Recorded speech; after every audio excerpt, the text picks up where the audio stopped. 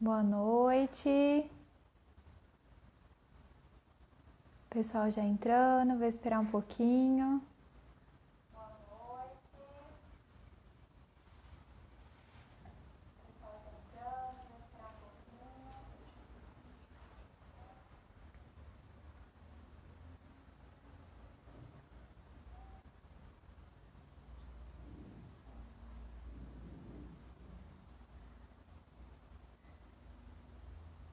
Pessoal, antes de começar, eu gostaria de agradecer o convite da Unip para essa live de hoje. Em especial, gostaria de agradecer a professora e minha amiga Giannifer, que me deu essa oportunidade de estar aqui hoje falando um pouquinho sobre um assunto que é muito importante agora nesse momento que a gente está vivenciando. Agradecer ao polo mesmo da Unip, que me ajudou também a planejar a live, né? E a quem está entrando aí, participando da live. E para iniciar, acho que é melhor eu me apresentar, né? Para quem não me conhece, meu nome é Maiara. Eu sou enfermeira, a minha prática e experiência é na área de oncologia e pediatria. Me formei em 2012 na faculdade aqui de Rio Preto, na FAMERP, e tenho mestrado na área de enfermagem e vou tentar abordar um pouquinho sobre o assunto de humanização em época de pandemia.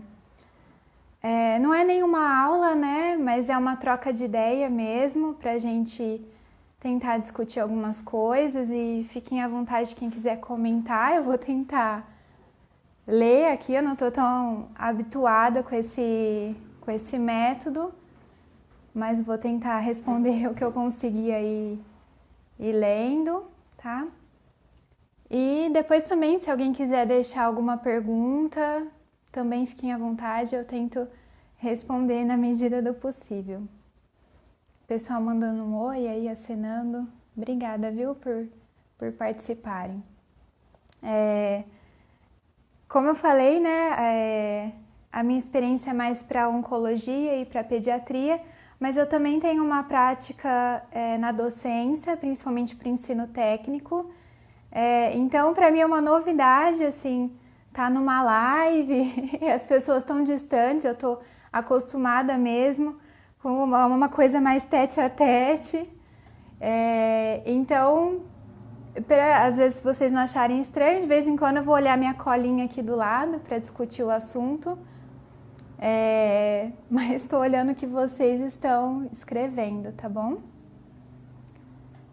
Então, para começar um pouquinho a falar sobre humanização da assistência em época de pandemia, é importante a gente citar, né, falar sobre como surgiu esse tema de humanização, né? Quando foi que surgiu esse termo humanização? Então, a humanização surgiu, né, falar de humanização, de ser humano, da necessidade de mais humanidade na assistência, veio com o aumento do uso das tecnologias na nossa assistência, né? A assistência que eu falo, assistência de saúde mesmo. Então, lá pelo século XIX e XX, a gente teve um aumento muito crescente do uso das tecnologias, tanto para diagnóstico como para tratamento dos indivíduos. E esse uso das tecnologias trouxe um pouco de distanciamento das pessoas, né?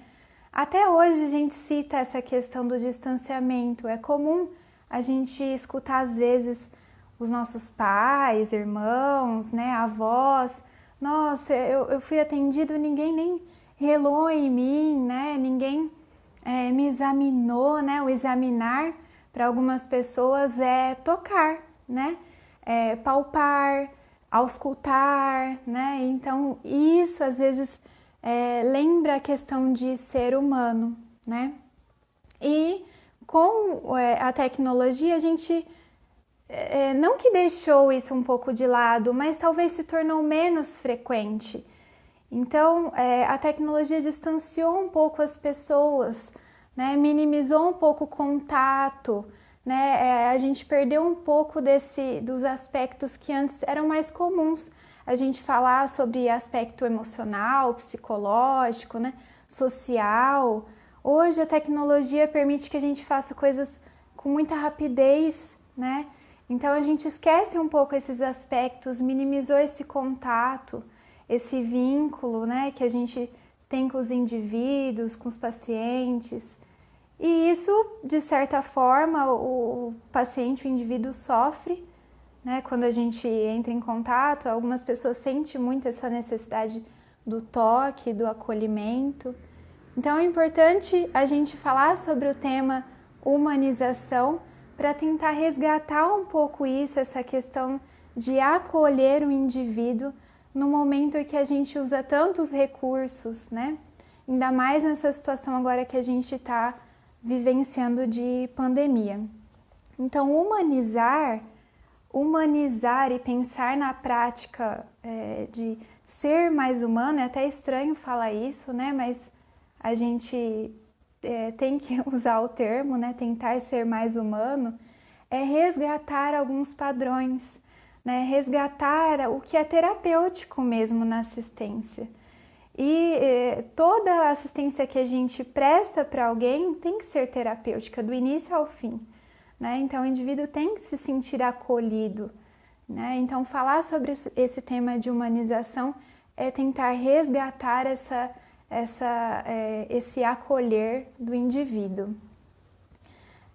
E por quê? Né? Por quê? Porque a gente se torna mecânico, e eu falo isso por mim também, da minha experiência. Imaginem todos os dias você fazer a mesma coisa, né? Ah, mas você lida com pessoas, né? Pessoas diferentes não, mas a gente faz todos os dias, às vezes, as mesmas coisas, dependendo do ambiente que a gente trabalha. Então, todos os dias eu faço triagem de um paciente, todos os dias eu chego no meu trabalho, tenho uma rotina, assim como as outras pessoas têm uma rotina no trabalho fora da saúde, né? E essa rotina acaba tornando a gente, às vezes, mecânico, às vezes meio robótico, né? E é isso que a gente tem que deixar de lado, né? A gente tem que ser humano, né? A gente tem que parar um pouco com essa mecanização. E para parar um pouco com isso, não existe treino, né? Vamos treinar a equipe a ser mais humana, vamos treinar as pessoas a tratarem o outro com mais acolhimento.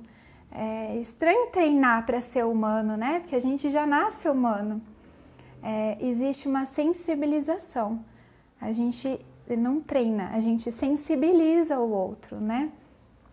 E a gente precisa muito disso na saúde, sensibilizar os profissionais a cuidarem do outro. Porque com o passar dos anos, a gente às vezes vai se tornando mecânico, né? Isso é comum e pode acontecer mesmo. Então, de vez em quando a gente tem que trazer de volta a questão do acolhimento mesmo. E na questão da pandemia, isso se tornou crucial, porque a gente está vivendo uma situação de vulnerabilidade muito grande. Então, antes parecia tão distante, contaminação por Covid, né, em outros países, está tão longe de mim, né? Então, eu nem me sensibilizo. Vê só como o termo humanização é importante. Tá longe ainda, nem vou prestar atenção, né? E de repente, em alguns meses, estava do nosso lado, ou a gente já se contaminou, alguém da nossa família, ou algum colega. Então, a gente está muito suscetível a estar um dia precisando de ajuda, estar um dia dentro da assistência, precisando de cuidado, né? Então, quem cuida, quem presta assistência de saúde, precisa ter essa consciência de vulnerabilidade também, né? E precisa entender que o medo é inerente, né? É inerente ao ser humano. Então, quando eu entro num estabelecimento de saúde, eu tenho medo. Quando eu estou numa situação de pandemia, eu também tenho medo, né? Então, nunca foi tão necessário falar de humanizar, né? Humanizar, gente, também tem a ver com ação solidária. Ser solidário e entender o outro, né? Compreender o outro. E falando um pouco disso, né? Porque também tem a ver com o assunto de humanização, acho que nunca ficou tão claro como nós somos unidade, como nós não somos unidade, né, individual, como nós somos unidade coletiva, né, como nós precisamos um dos outros.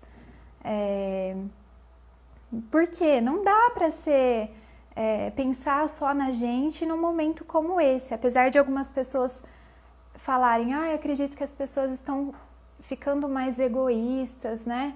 Estão pensando mais só em si, né? Mas é impossível numa situação de pandemia ser sozinho, né? Ser responsável só pelo que eu faço, né? Não. O que a gente faz influencia diretamente o outro e isso ficou muito mais claro. De uma forma bem simplista, né? Porque isso não é nada simples. É como se a gente fosse um jogo de dominó, né? E quando um cai, os outros caem também, né? Essa é uma forma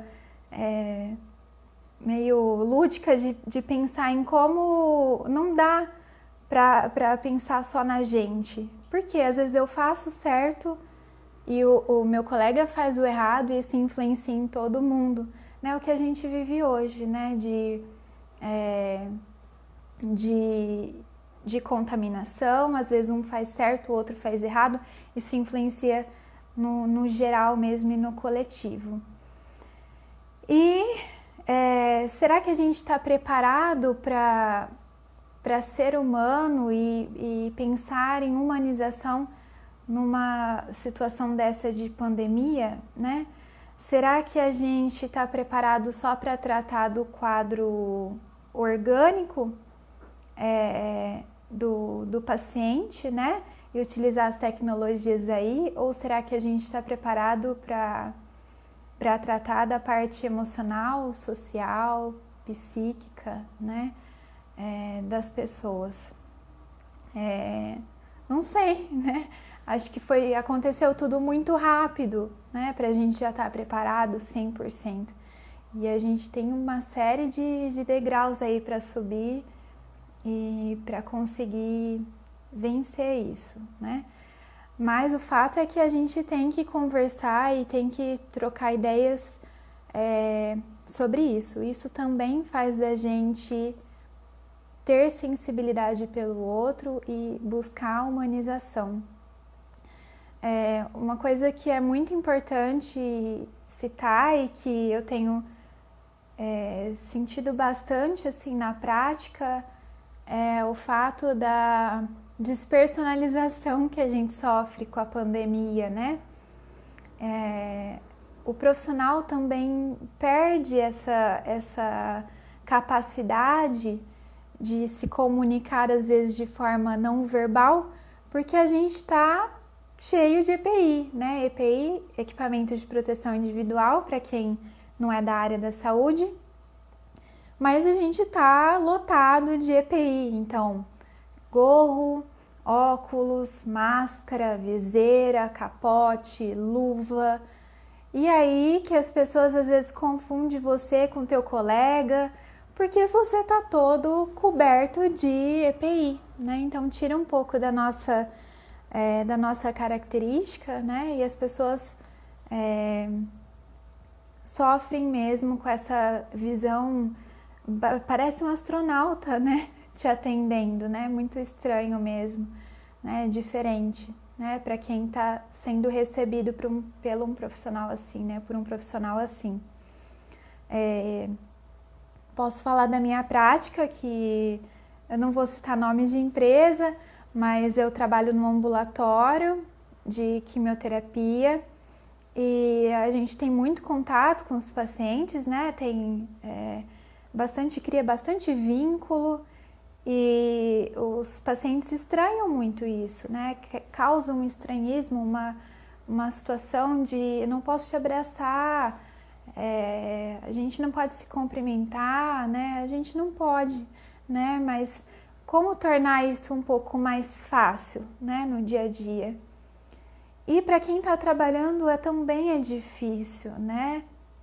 A gente perdeu muito contato uns com os outros, né? Tem uma série de protocolos dentro das instituições para evitar contaminação entre a gente também. Então, é importante a gente falar de algumas ações que podem diminuir um pouco aí esse medo, né, que tem surgido tanto na cabeça dos indivíduos, dos pacientes, quanto dos profissionais, né? E aí eu vou citar alguns exemplos, não vou falar só de exemplos meus, né, afinal tem tantas instituições de saúde fazendo coisas boas por aí e acho que vale a pena a gente tentar reproduzir algumas na nossa prática, independente se você é da área da saúde ou não, né? Mas acho que dá para reproduzir algumas sim. E eu também não vou citar o nome das instituições, mas eu tentei fazer uma busca assim, em diferentes regiões do país e trazer alguns exemplos. Talvez quando eu citar esses exemplos vai parecer tão simples, nossa, mas isso é muito simples, isso é muito banal, assim, mas pequenas coisas fazem a diferença, né? Pequenas coisas mudam o nosso dia a dia e eu sou fã disso, acho que é com pouco que a gente muda e toca o outro mesmo e acho sim que dá pra gente adaptar aí, seja lá qual for a área de vocês de atuação, tá? Eu peguei exemplos de instituições hospitalares, que é a que eu posso falar com mais propriedade, já que a minha atuação é voltada para a área hospitalar, mas nada impede que seja aplicada em outras áreas aí da saúde. Então, um exemplo que eu achei bem legal e que eu até acompanho alguns hospitais famosos, né? Foi um hospital em São Paulo, uma grande instituição em São Paulo, que lançou notícias do que é fake e do que é fato em relação à doença. Porque a gente tem muita questão da automedicação no nosso país, né? A gente também tem bastante mensagens aí rolando aí pelo WhatsApp e por outras redes sociais que às vezes não são verdadeiras e causam muito pânico.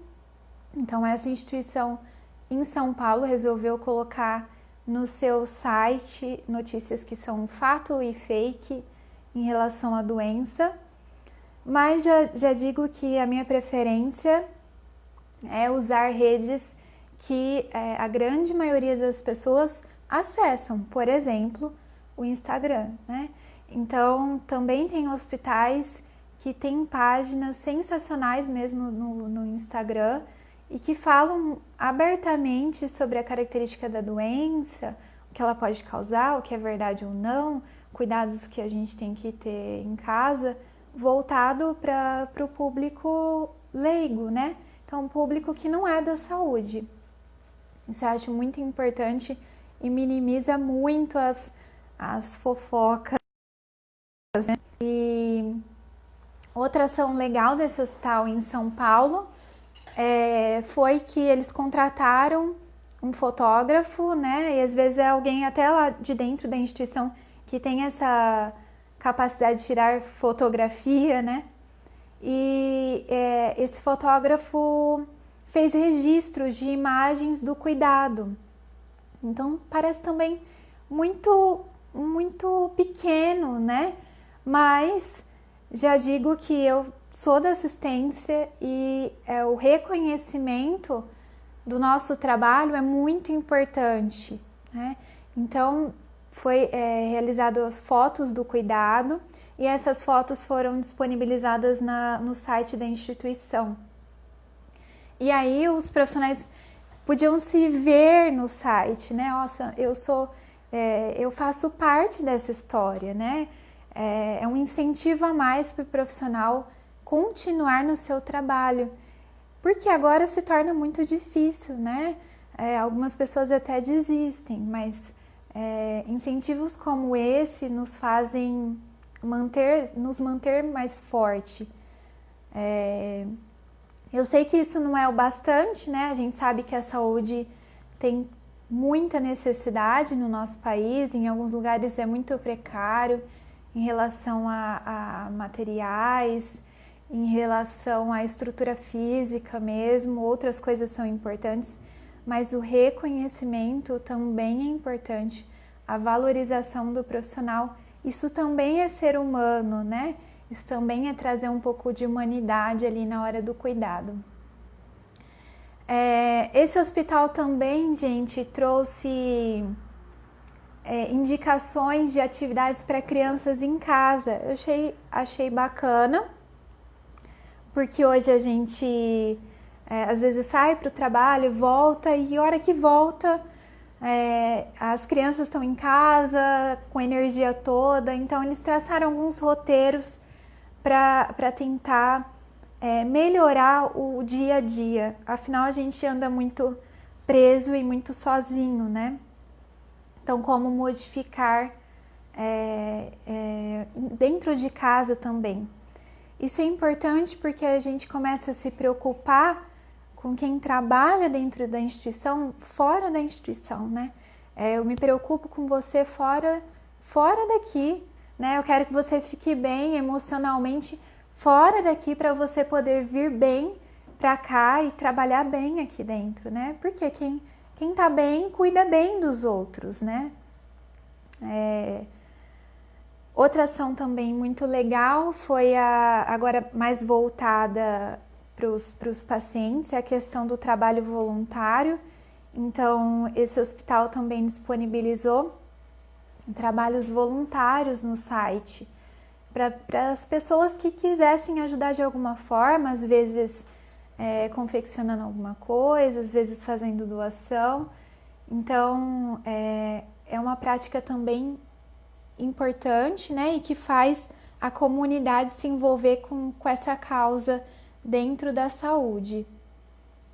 E outra também que eu achei demais e que eu acho que ajuda muito os pacientes é a questão da contação de histórias, então para os próprios pacientes, mas às vezes tem que ser feito à distância mesmo.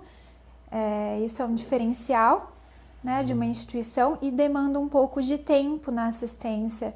Então, isso tem que ser bem planejado para ver quem é que vai se envolver com essa questão de trabalho voluntário, mas acho que é um diferencial muito grande uma instituição que consegue promover isso.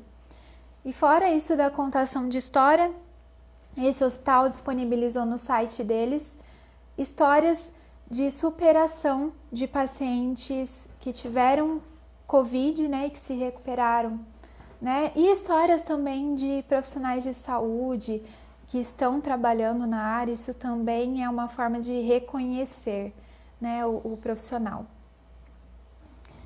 Agora, mudando um pouco de região do Brasil, né, eu falei um pouco de um hospital de São Paulo, eu trouxe alguns exemplos de um hospital lá da região norte do nosso país.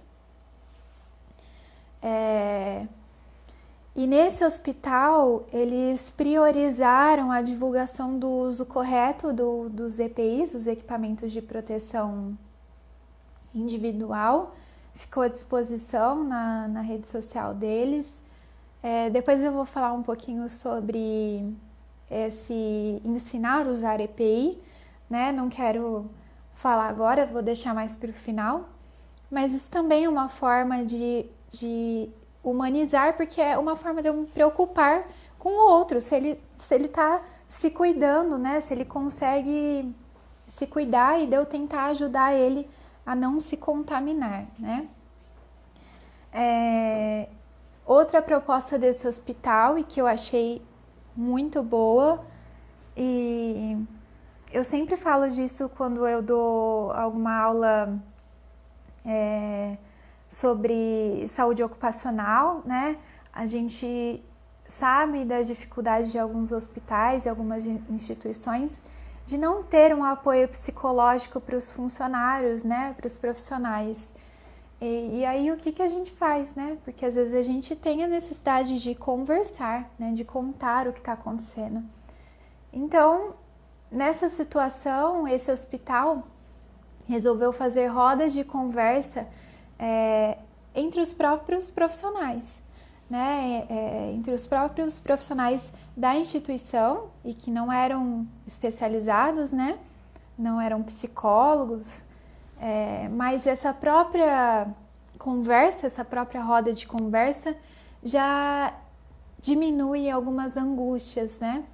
Já consegue trazer para o funcionário um pouco mais de conforto, de alívio, de sentimento de coletividade ali dentro, de entender que o outro também passa por dificuldades, que eu não sou a única pessoa, né? E isso é muito interessante e a gente tem que plantar essa sementinha e não ficar esperando só uma ajuda psicológica, né? Ou que algum gestor implante um serviço de psicologia na minha área. Não, a gente pode programar isso dentro da nossa própria equipe, né? Acredito que a gente tem autonomia para isso.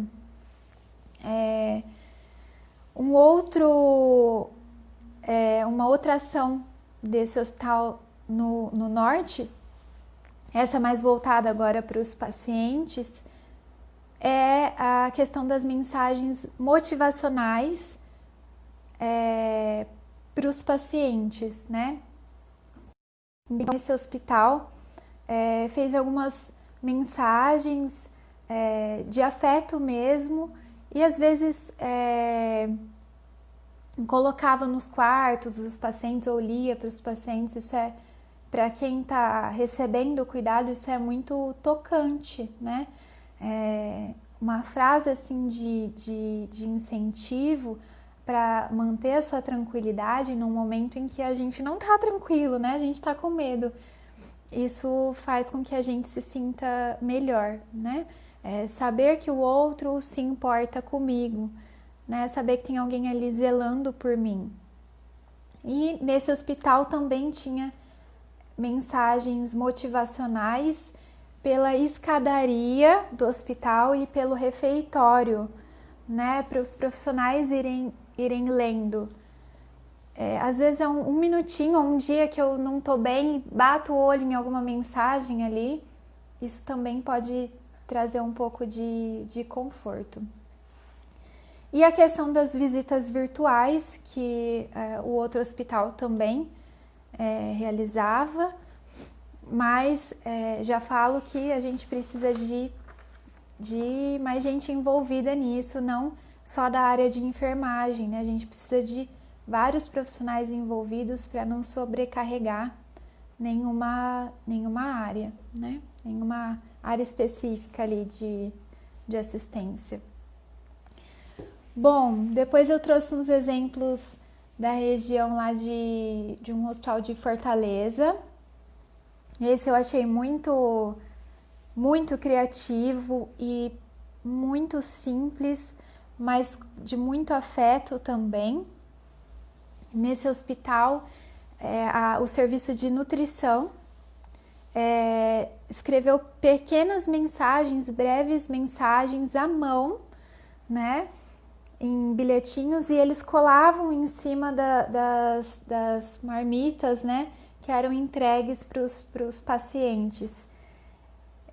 Pensem só, então é um paciente que está com Covid e que tem que ficar sozinho, em isolamento no quarto, né? Não pode ter acompanhante. A gente sabe que a maioria das instituições não deixa entrar acompanhante, ou nesse momento é um risco mesmo ter acompanhante. Só em alguns casos específicos pode ser liberado visita. Então esse hospital ele teve essa sensibilidade de colocar pequenas mensagens escrito à mão, né? O que é mais legal, né? O que é mais sensível de tudo da prática, né? Eles poderiam escrever, sei lá, no computador, digitar, mas a questão de ser artesanal, né? Ser feito com a mão do outro, traz essa questão de cuidado mesmo, né? De preocupação com a gente. E devo falar que isso é tão importante para o paciente, porque para quem é da área da saúde e vivencia a diária de um paciente em isolamento, sabe que ele se sente muito a palavra é isolado mesmo, né? A gente entra menos num quarto com isolamento, não porque você não quer se expor. Não, não é por isso. A gente evita entrada e saída desnecessária num quarto de um paciente isolado, né? Então pensa, é muito complicado para o paciente, ele não vê com frequência alguém, não conversa com frequência. Então esses pequenos gestos são importantes sim, né? E aí depois eu trouxe um exemplo agora lá do Rio de Janeiro, de um manual do Rio sobre práticas e planos de humanização. Não citei tudo porque acho que tem muita coisa nesse manual, mas eu trouxe uma coisa que eu achei diferente e que é voltado para a área da pediatria, que eu sou fã, né? E quem me conhece sabe que eu gosto muito. Mas esse manual trouxe uma coisa muito importante, que é a questão do lúdico para a criança no momento em que ela está isolada e que ela está doente e que ela não pode brincar com os outros, né?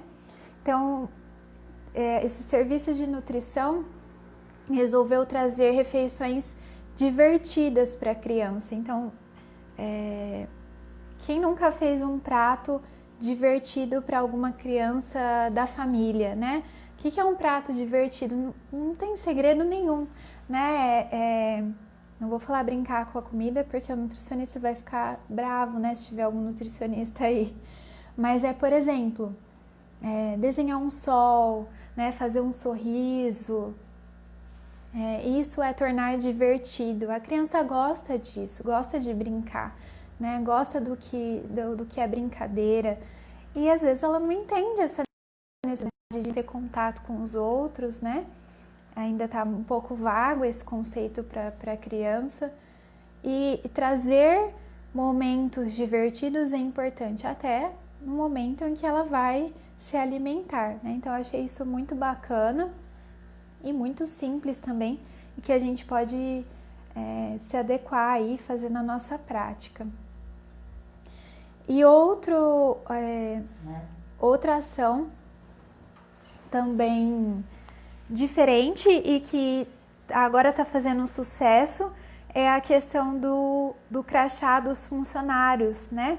Então, como eu falei no início, a gente se despersonaliza, a gente vira outra pessoa, a gente costuma brincar assim na saúde. Lá vai o Zé Gotinha, né? Porque a gente parece mesmo um Zé Gotinha. Então, máscara, luva, a gente parece um Zé Gotinha mesmo. Então,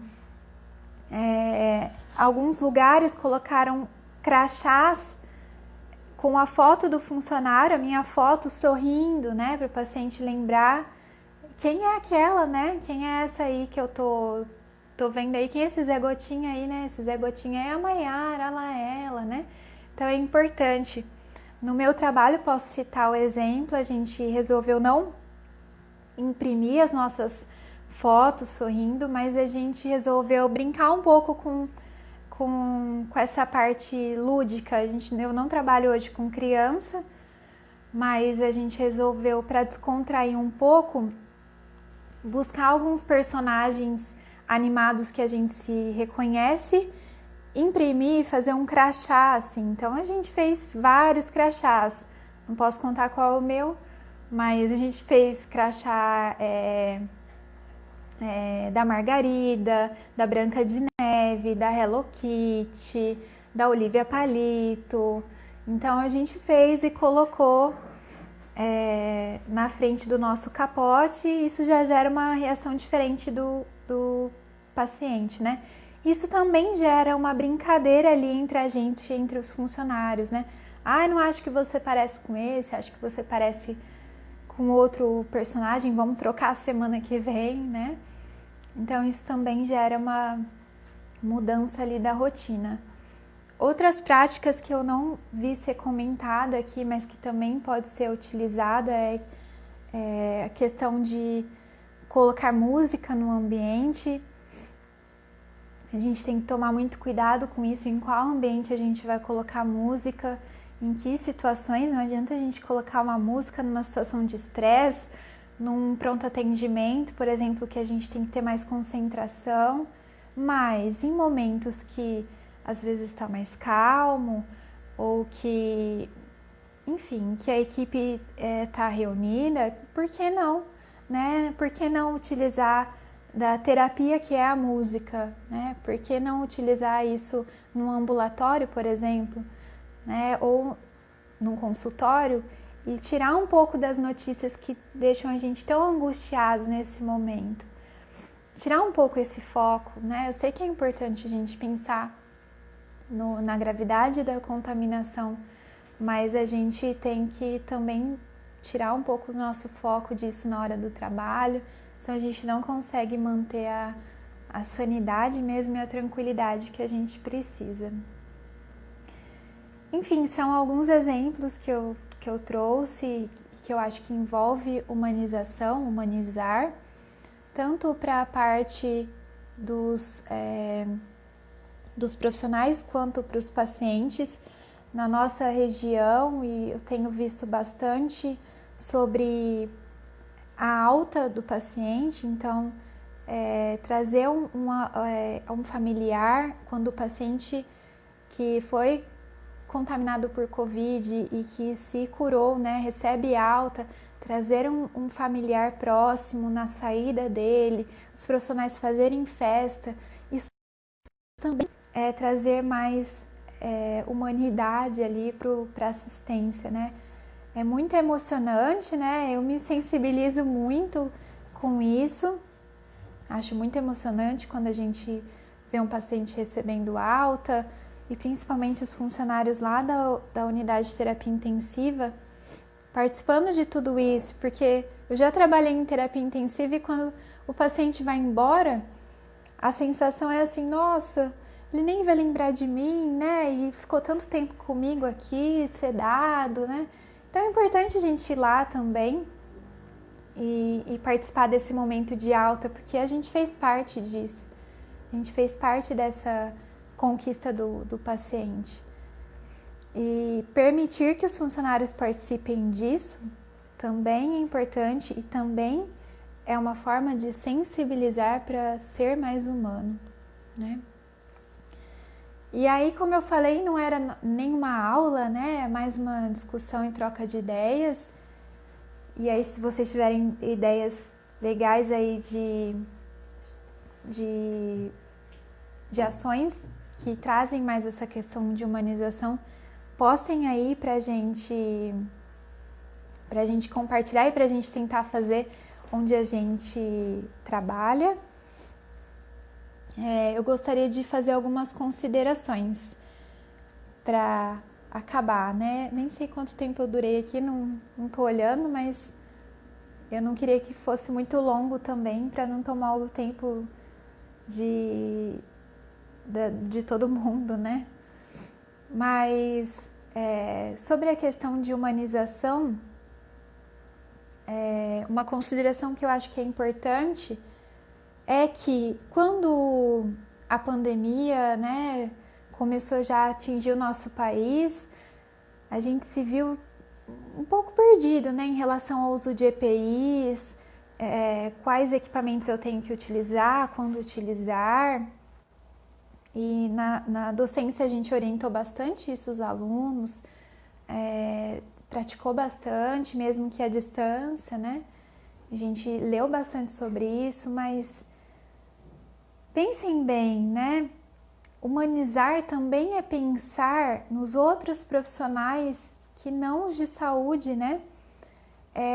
Deixar de pensar só no miolo. Então, os profissionais de saúde foram treinados, né? E a gente recebe um treinamento quando a gente está na faculdade, quando a gente está no curso técnico de como utilizar o EPI, como colocar, como retirar. Mas e o atendente? E o segurança? E o pessoal da limpeza, né? E o pessoal da nutrição, eles também foram orientados. Então, ser humano nessa situação também pensar não só no miolo. A gente deve voltar, tudo que a gente está fazendo, a gente tem que ensinar de um modo geral, né? A gente tem que tentar ensinar as outras pessoas, né? E não só aquele miolo que vai cuidar do paciente com Covid. Isso ficou mais claro conforme a pandemia foi se avançando e a gente foi vendo que não é só o profissional que cuida diretamente com o paciente com Covid que se contamina, né? É o profissional, o segurança, o profissional, o atendente, a recepção, né? Porque eles não têm essa noção de como eu guardo o EPI, o que eu faço agora, como eu tiro. A gente também tem que ensinar eles. E de forma mais simples ainda, porque às vezes eles não têm essa noção de contaminação, né? E, nossa, eu tô lendo aqui e queria agradecer aos meus alunos aí que entraram para participar da live, sempre críticos, né? Sempre muito atentos aí à prática. O pessoal comentando também do aspecto psicológico, da leitura também como ajuda mesmo, né? A gente fazer isso na prática também é importante. Voltado para assistência, a gente não tem muito isso, mas eu acho que é questão da gente implantar mesmo e da arte também no processo de humanização. Que também não é muito arraigado assim na gente, pelo menos nos locais que eu trabalhei, né? Mas eu acredito que é um incentivo sim, e até naquela questão de pensarem no profissional depois do trabalho, por que não, né, ensinar ele a desenvolver essa questão da leitura e da arte que é tão importante e que sensibiliza tanto a gente. Outra questão que eu gostaria de fazer uma consideração é a mudança emocional que a gente sofre durante o trabalho, né? Isso vale para vários setores, né? Para vários departamentos aí, mas separando a grosso modo, a gente teve pessoas que se desesperaram mais, né? Por conta da questão da pandemia e algumas que não estavam muito preocupadas com isso, né? Eu digo profissionais de saúde. Então, a gente tem que buscar um equilíbrio nisso, né? A gente tem que tentar não ter falhas, mas também nem excesso, né? Manter o equilíbrio. Ah, mas como, né? Como fazer esse equilíbrio? Esse equilíbrio a gente consegue um com o outro, né? Aquele que está em excesso, às vezes é acolhido por aquele que está menos preocupado, mas esse que não está preocupado também não pode pecar e não se proteger, né? Então esse aqui tem que sensibilizar esse. Então esse equilíbrio é só com o tempo, né? E só conforme a gente for percebendo que a gente tem que tentar manter um padrão até para nossa sanidade mesmo mental, emocional aí. Outra questão que eu acho muito importante falar aqui é da ampliação do cuidado e da humanização. Hoje a gente fala muito do cuidado para o paciente ali enquanto ele está internado, quando ele está dentro do hospital, quando ele está com a gente. Mas e quando esse paciente vai para casa, né? O que acontece com ele? Né? O que acontece com esse paciente? Pensem nos momentos de estresse que ele viveu dentro do hospital, os momentos talvez de solidão, de necessidade. Então, será que a gente não tem que expandir esse conceito de humanização até para o domicílio? Então, tem algumas instituições já investindo nessa questão de cuidado pós-alta do paciente, né? No SUS a gente chama de referência e contra-referência, né?